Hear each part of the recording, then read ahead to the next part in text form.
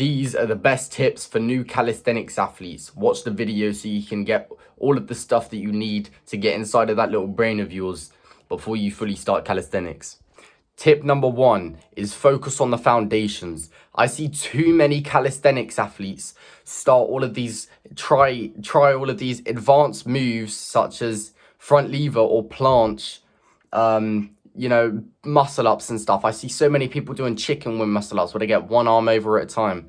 Don't do that. First of all, you might injure yourself. Second of all, you just don't have the strength to do it. It doesn't look cool. Just learn, get the actual strength to be able to do stuff like that.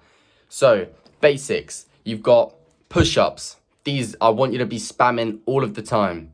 All the time, I want you to be spamming push-ups. Same goes for pull-ups.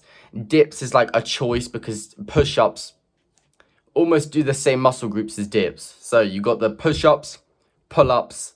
Dips is a personal choice. Squats. You have to do your squats. You have to get your legs in. Now, I know I don't do videos on legs. I do train legs. I don't do videos on legs. I feel like videos on legs, especially for calisthenics, is a little bit boring, mainly because all I do is squats. I just do reps and reps of squats.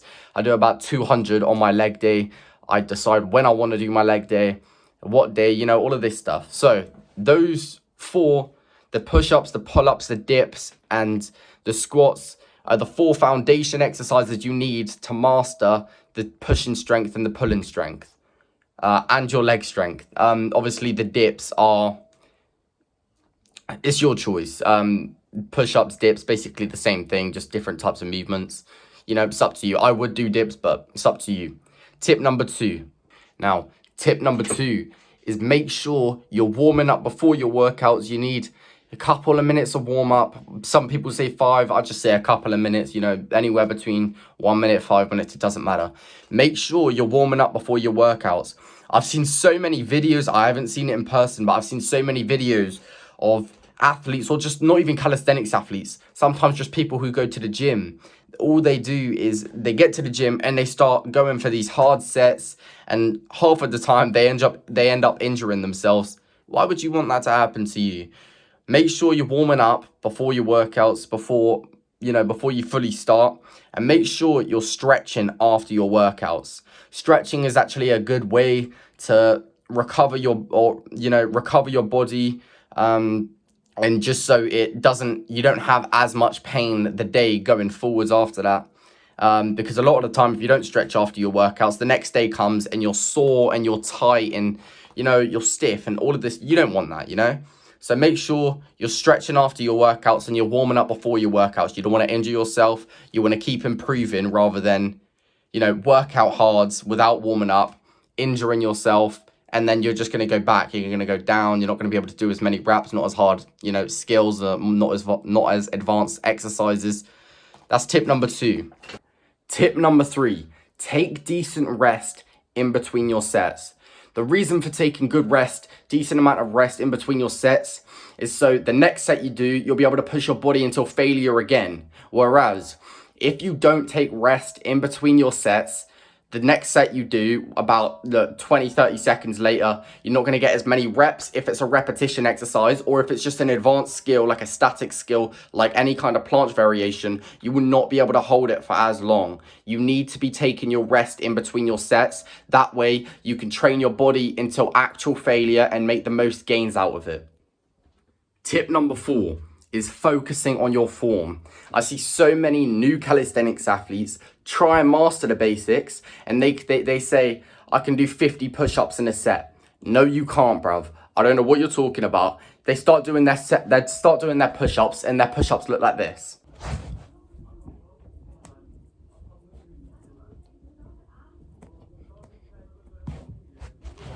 They are not, and I repeat, they are not push-ups.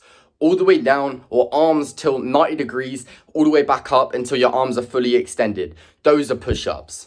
Now, about that, I've seen, obviously, as I said, I've seen so many new calisthenics athletes do all of the basics, and they don't do good form. There's no good form. They're not going all of the motion. They're not getting a good stretch out of their body. The reason you need good form, the main reason, is so when you do good form and you do actually train yourself till failure properly, you will gain the most strength and the most muscle out of that workout. Otherwise, if you're not doing good form, not getting the good stretch in your muscles, you will hardly make any gains. You will make nearly zero gains that whole workout, and you would have just done it for no reason. Now, here's tip number 5. Tip number 5 is be consistent. As I said, the past couple of tips, I have seen so many people talk about, oh, I want to start this. I want to learn how to do the planche. All of this stuff. They want to learn how to do all of these cool moves. But once they learn that in calisthenics, it's all about reps and it's all about mastering the basics before you can do the advanced moves. Once they learn about that, they'll do maybe push-ups for a week, 2 weeks max. They'll do that and they'll get bored. They won't be able to hold a handstand. They'll think that they're making zero progress, where in reality, they are making progress. They are gaining strength. They are gaining muscle. They're gaining all of this stuff, but because they can't hold any advanced skills and they think they should be able to, they instantly quit. You guys need to stay consistent, because if you stay consistent, that's where it's going to get you. You're going to get to the advanced skills. You're going to get to the advanced moves, and you're going to be able to hold some cool stuff like the planche. Now, this is a big one. Tip 6 is always listen to your body. Recently, I've been getting a lot of pains, even though I've been stretching and warming up before and after my workouts.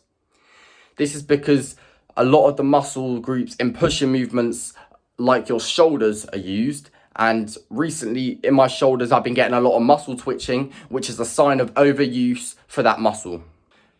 This resulted in me having to take a lot more rest days than usual, even though I only take 1 rest day a week and I usually train 6 days a week.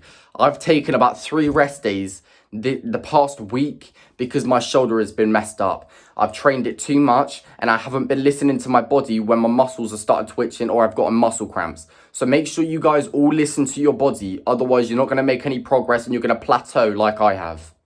All right. Tip number 7 is gradually increase the difficulty. There's a lot of people who start calisthenics and they'll do about 200 push-ups a day because they want to master the basic pushing skills. They will do these push-ups in about 10 sets of push-ups, and they only have to do 200 in a day.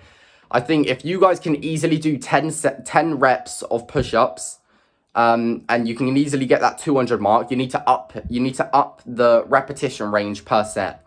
If you can easily do 10, go up to 20. Same goes for 20. If you can easily do 20, go up to 30. Just keep on increasing the rep range so you work your muscles more and you're actually gaining the muscle and the strength that you want. I have so many mates that do a lot of push-ups or a lot of pull-ups, but they do rep ranges that they can easily do. They say, oh, I'll do 100 pull-ups in a day. They'll do sets of 5 to 10 pull-ups. And it's like, you're not going to gain any muscle or any strength if you can easily do those for sets. And you have 24 hours to do the 100 pull-ups. You need to increase the repetitions. Last tip. This is tip number 8.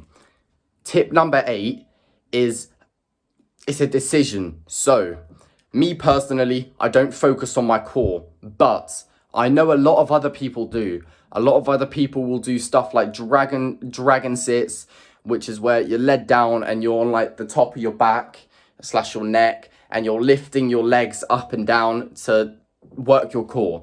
A lot of people do this stuff because they think it's going to help them improve on the planche, but realistically, I don't think it has a lot of benefit to it. I don't think doing stuff like planks, sit-ups, the dragon sit things have a crazy benefit to them. I don't think they give you any kind of advantage whatsoever. I think if you want to get stuff like the planche, you need to just keep doing the planche over and over again. Keep just doing the easier ones, doing the tuck planche, the advanced tuck planche. They're the easier variations, and also the straddle planche before you do learn the full planche.